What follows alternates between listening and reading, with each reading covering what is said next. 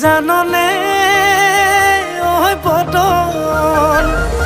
ওই পেকতে মজা হে দুপেকতে নিচা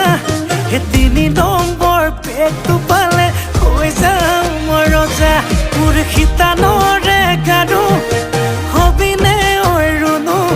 হেতুকে পালে নালাগে মোক আনচুনো মনো মোৰ যৌৱনৰে জিলাতে এটি সৰু ঘৰ খেৰ পথাৰে সাজিমে মই তোৰে লগতে ঐ দেহি পাহাৰ বগাই বগাই চেনি মাই কপৌ ফুল নানুংগৈ